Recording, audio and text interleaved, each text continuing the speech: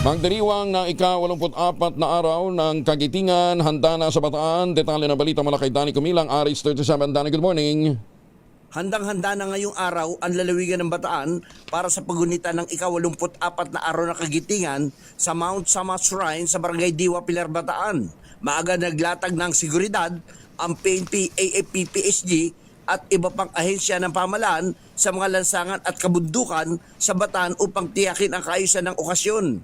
Inaasahang darating sa ganap na alas 8 ng umaga si Pangulong Ferdinand Bongbong Marcos Jr. upang pangunahan ang seremonya kasama ang matataas na opisyal ng pamahalaan at mga kinatawan mula sa iba't ibang bansa. Sasalubungin ang Pangulo ng mga lokal na opisyal ng Bataan sa pangunguna ni Governor Joet Garcia kasama ang mga kinatawan ng iba't ibang distrito at iba pang opisyal ng lalawigan. Ang selebrasyon ay may temang giting ng bayani, pamana sa salin lahi. Danny Cumilang, RH37, DZRH, una sa Pilipinas, una sa Pilipino. Maraming salamat, Danny. May pa